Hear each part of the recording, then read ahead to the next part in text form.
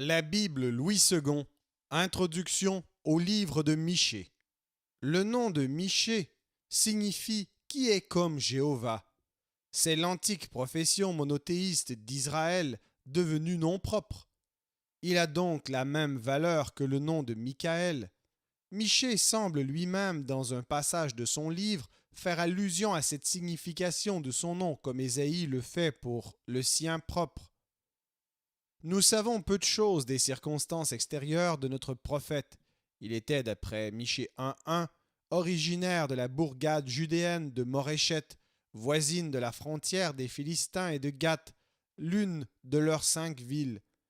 D'après le titre de son livre, Michée a exercé son ministère sous les 3 rois de Juda, Jotham, Akaz et Ézéchias, 758 à 698 avant Jésus-Christ. Il est ainsi le contemporain d'Osée et d'Ésaïe, mais sans doute un contemporain plus jeune de ces 2 prophètes qui étaient entrés dans la carrière déjà sous le prédécesseur de Jotham, Osias. Originaire, comme Amos, de la campagne de Juda, il est naturel que Michée trahisse un intérêt particulier pour des localités d'ailleurs insignifiantes de cette contrée, à laquelle appartenait son lieu natal, Moréchet. Aussi, est-ce sur elle qu'il voit avant tout fondre le jugement de l'invasion assyrienne. Il est certain cependant, par le contenu même de son livre, que c'est à Jérusalem qu'il a, comme Ésaïe, et par conséquent à côté de celui-ci, vécu et prophétisé. C'est de cette ville qu'il est constamment occupé, c'est aux classes riches de la capitale qu'il s'adresse, ce sont leurs vices qu'il peint comme témoins oculaires. Il a évidemment sous les yeux le même tableau moral et social et il censure les mêmes désordres que son grand contemporain. Il résulte de ce qui vient d'être dit que l'activité de Michée a été vouée, aussi bien que celle d'Ésaïe, au royaume de Juda. Celui des 10 tribus ne l'occupe qu'en passant au début de son livre. Dès Michée 1, verset 8, il n'y revient plus. La situation morale et politique de Juda dans la dernière moitié du 8e siècle avant Jésus-Christ nous est connue. 2 traits la caractérisent. Au-dedans, les progrès de la corruption et de l'impiété rendant toujours plus évidente la nécessité d'un jugement purificateur. Au dehors, l'extension croissante de la puissance assyrienne, prête à se faire l'instrument de ce jugement de Dieu sur Israël et sur les autres peuples de l'Asie occidentale. Ésaïe et Michée annoncent tous deux la captivité. Mais quoique pour l'un comme pour l'autre, l'Assyrie représente la puissance de ce monde hostile à Dieu, c'est, chose digne de remarque, à Babylone, dont aucun prophète antérieur n'avait parlé, qu'il place le lieu de l'exil. Remarquons que Michée se trouve être encore ici plus explicite qu'Ésaïe. Tous deux proclament le futur relèvement d'Israël par un roi davidique sortant de la race royale, profondément humilié, presque anéanti, et cependant surhumain, divin même. Un trait est ici exclusivement propre à Michée. Le Christ non seulement descendra de David, il sortira de Bethléem même, comme son ancêtre. L'un et l'autre prophète enfin voient Sion restauré après le jugement, devenir le centre religieux du monde vers lequel affluent tous les peuples. On divise ordinairement le livre de Michée en 3 parties, dont on fixe les limites diversement, selon que l'on se préoccupe plutôt du fond ou de la forme. Les sections suivantes semblent se détacher, chacune étant indiquée par un « écoutez » qui en marquait l'ouverture. Chapitres 1 et 2, le châtiment imminent et le péché qui en est la cause. Chapitres 3 à 5, le salut messianique succédant au jugement. Chapitres 6 et 7, dialogue entre l'Éternel et son peuple. Appel, reproches et promesses de Dieu, confession, prière et action de grâce du peuple. C'est ainsi que divisent la plupart des interprètes. Sous le rapport littéraire, Michée n'a avec aucun autre prophète des analogies aussi frappantes qu'avec Ésaïe. Leur langue à tous deux est pure, très travaillée, très imagée, riche en belles comparaisons. Tous deux aussi, selon le goût de l'époque, affectionnent les jeux de mots. Ce sont à tous égards des esprits proches parents, mais d'une trempe inégale. Michée est inférieur à Ésaïe comme écrivain. Ses images, ses tableaux, énergiques ou gracieux, sont loin de s'élever à la majestueuse beauté de ceux d'Ésaïe. Son style a moins d'ampleur, il est plus prosaïque et plus saccadé que celui de son collègue. Par la brusquerie des transitions et des changements de personnes, il rappelle celui d'Osée. Ésaïe et Michée appartiennent à la même époque littéraire. Avec eux se ferme la période classique, l'âge d'or de la littérature hébraïque, comme avec leur ministère se clôt l'ère la plus brillante du prophétisme israélite.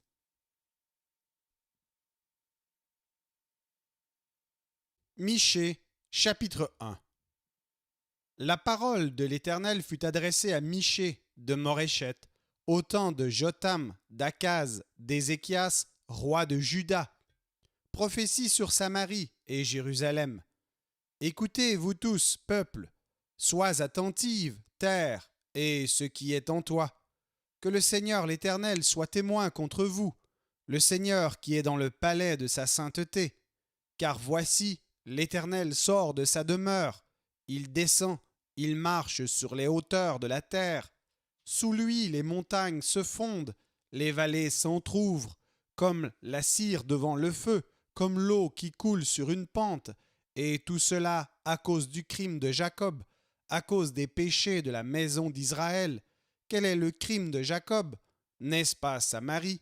Quels sont les hauts lieux de Juda? N'est-ce pas Jérusalem?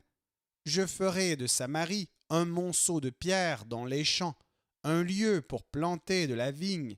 Je précipiterai ces pierres dans la vallée, je mettrai à nu ses fondements.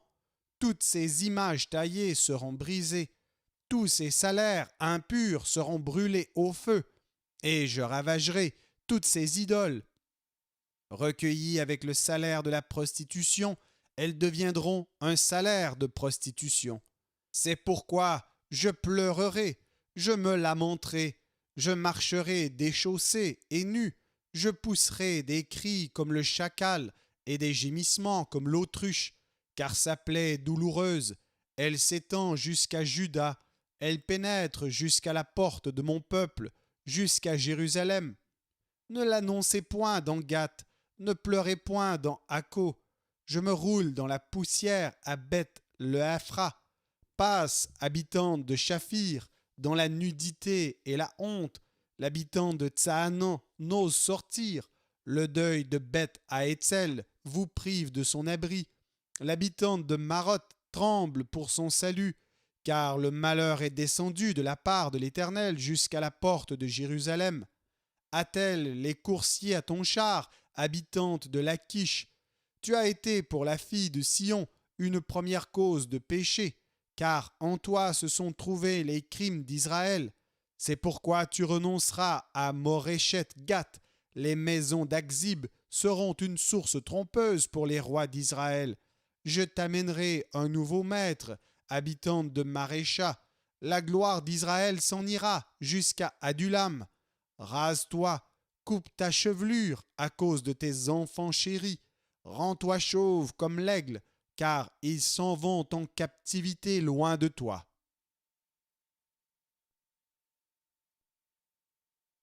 Michée, chapitre 2.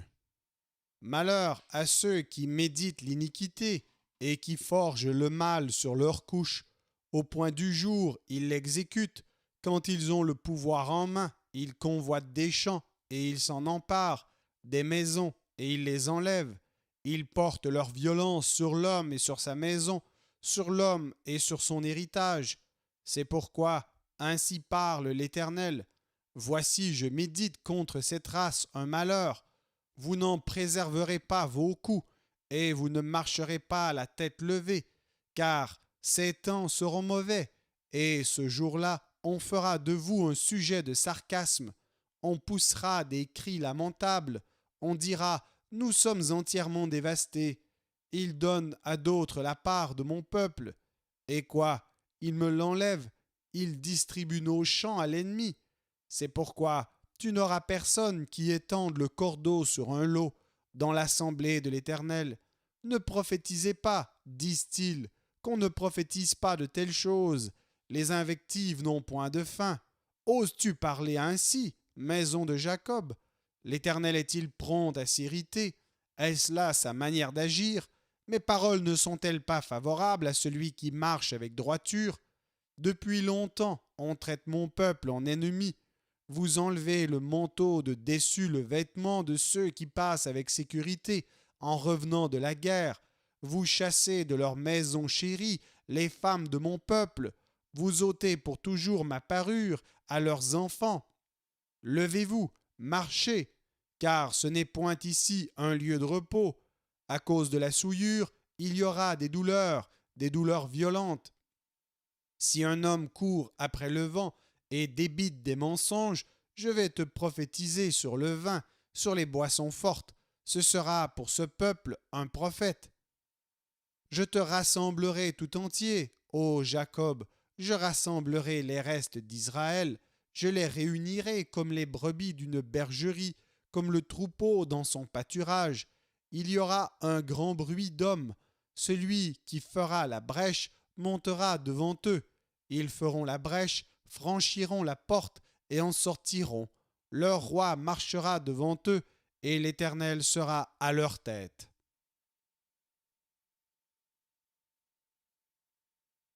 Michée, chapitre 3. Je dis, écoutez, chef de Jacob et prince de la maison d'Israël, n'est-ce pas à vous à connaître la justice? Vous haïssez le bien et vous aimez le mal.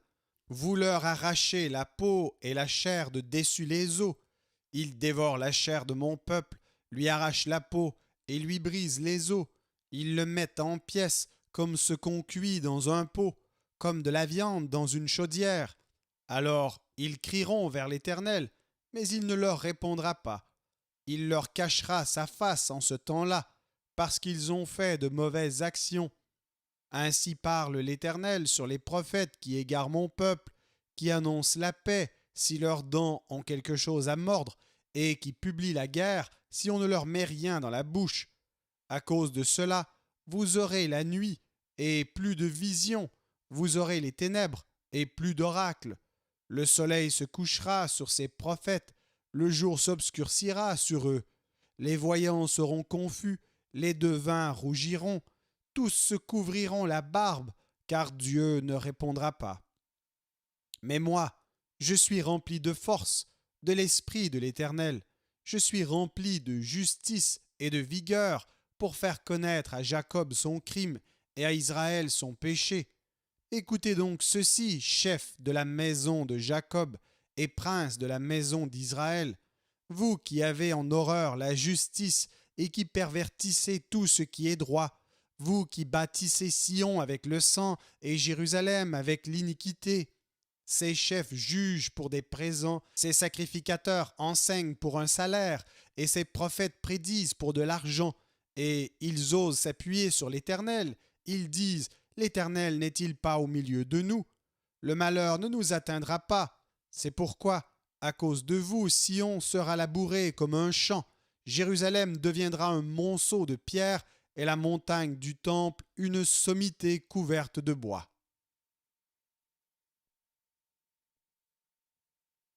Michée, chapitre 4.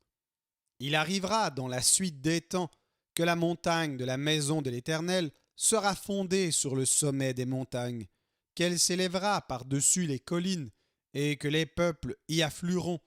Des nations s'y rendront en foule et diront « Venez et montons à la montagne de l'Éternel, à la maison du Dieu de Jacob, afin qu'il nous enseigne ses voies, et que nous marchions dans ses sentiers. Car de Sion sortira la loi, et de Jérusalem la parole de l'Éternel.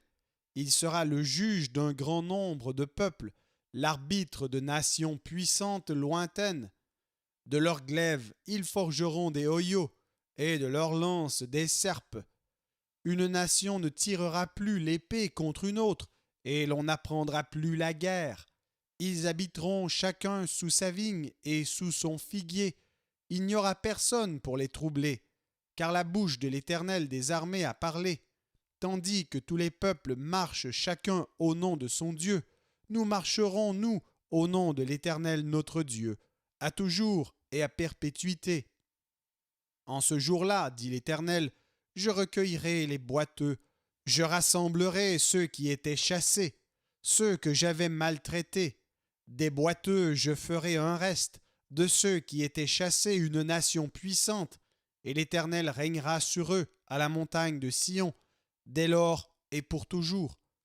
Et toi, tour du troupeau, colline de la fille de Sion, à toi viendra, à toi arrivera l'ancienne domination, le royaume de la fille de Jérusalem.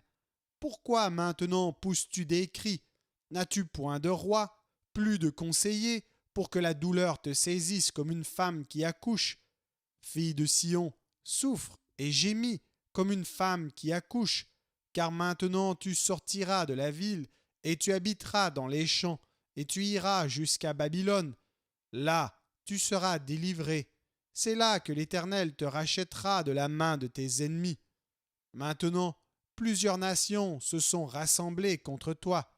Qu'elles soient profanées, disent-elles, et que nos yeux se rassasient dans Sion. Mais elles ne connaissent pas les pensées de l'Éternel. Elles ne comprennent pas ses desseins.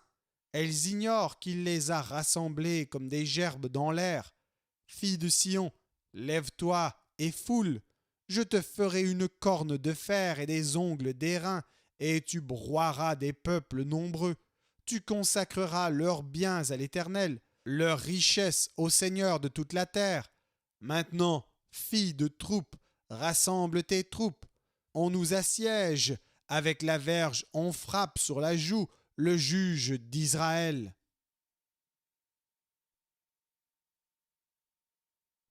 Michée, chapitre 5.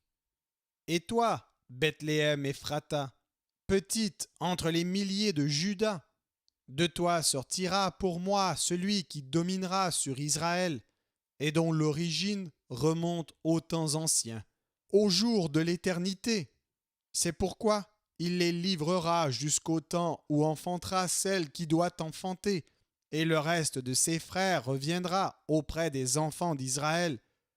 Il se présentera et il gouvernera avec la force de l'Éternel, avec la majesté du nom de l'Éternel, son Dieu. Et ils auront une demeure assurée, car il sera glorifié jusqu'aux extrémités de la terre. C'est lui qui ramènera la paix. Lorsque l'Assyrien viendra dans notre pays et qu'il pénétrera dans nos palais, nous ferons lever contre lui 7 pasteurs et 8 princes du peuple. Ils feront avec l'épée leur pâture du pays d'Assyrie et du pays de Nimrod au dedans de ses portes. Il nous délivrera ainsi de l'Assyrien lorsqu'il viendra dans notre pays et qu'il pénétrera sur notre territoire. Le reste de Jacob sera au milieu des peuples nombreux comme une rosée qui vient de l'Éternel, comme des gouttes d'eau sur l'herbe. Elles ne comptent pas sur l'homme, elles ne dépendent pas des enfants des hommes. Le reste de Jacob sera parmi les nations, au milieu des peuples nombreux, comme un lion parmi les bêtes de la forêt, comme un lionceau parmi les troupeaux de brebis. Lorsqu'il passe, il foule et déchire, et personne ne délivre. Que ta main se lève sur tes adversaires, et que tous tes ennemis soient exterminés. En ce jour-là, dit l'Éternel, j'exterminerai du milieu de toi tes chevaux, et je détruirai tes chars. J'exterminerai les villes de ton pays, et je renverserai toutes tes forteresses. J'exterminerai de ta main les enchantements, et tu n'auras plus de magiciens. J'exterminerai du milieu de toi tes idoles et tes statues, et tu ne te prosterneras plus devant l'ouvrage de tes mains. J'exterminerai du milieu de toi tes idoles d'Astarté, et je détruirai tes villes. J'exercerai ma vengeance avec colère, avec fureur sur les nations qui n'ont pas écouté.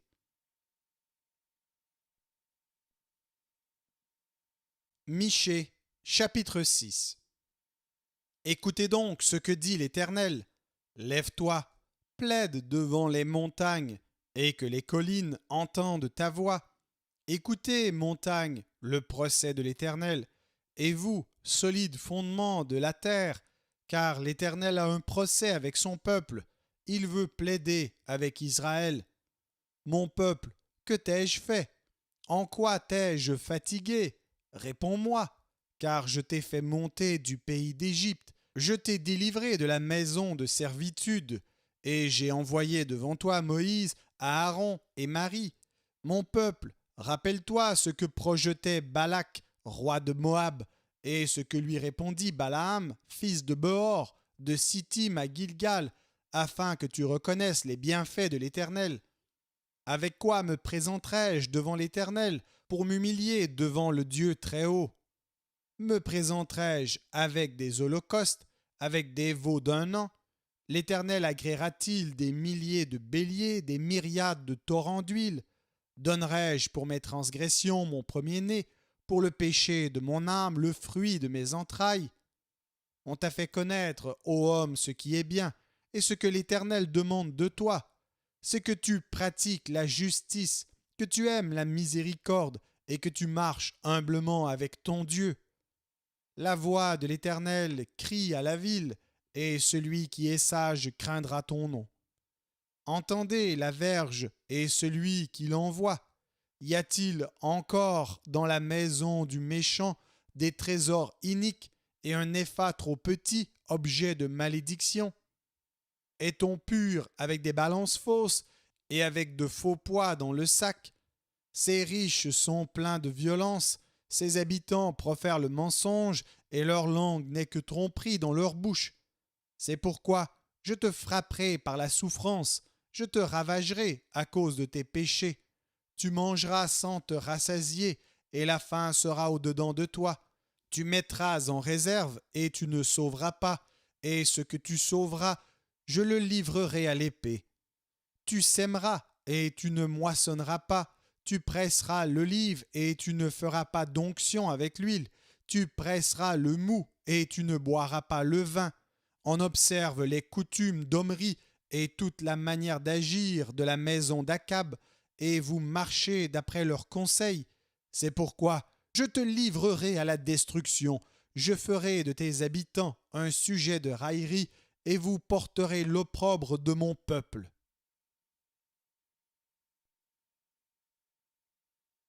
Michée, chapitre 7. Malheur à moi, car je suis comme à la récolte des fruits, comme au grappillage après la vendange.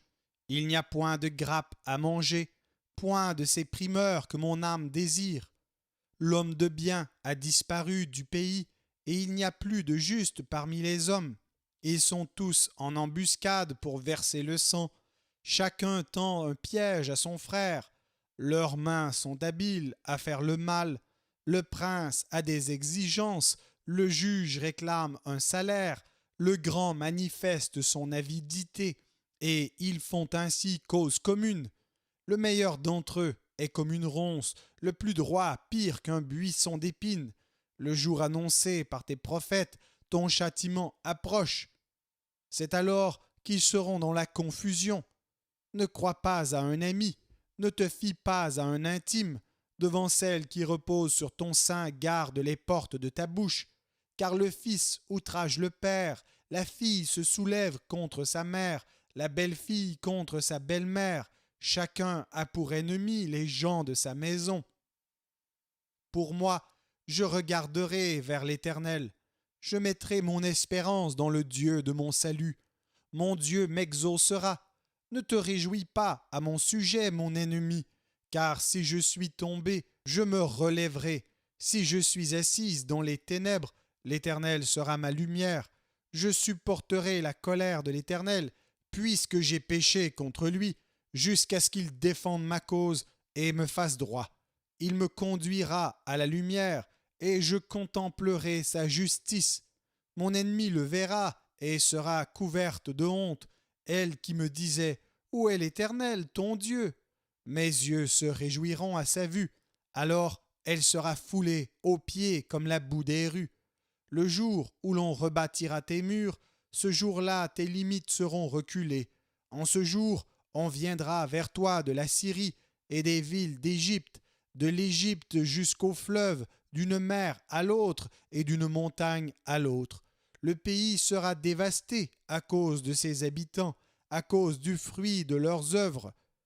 Paie ton peuple avec ta houlette, le troupeau de ton héritage qui habite solitaire dans la forêt au milieu du Carmel. qu'ils paissent sur le Basan et en Galaad comme au jour d'autrefois, comme au jour où tu sortis du pays d'Égypte. Je te ferai voir des prodiges. Les nations le verront et seront confuses avec toute leur puissance. Elles mettront la main sur la bouche, leurs oreilles seront assourdies. Elles lécheront la poussière comme le serpent, comme les reptiles de la terre.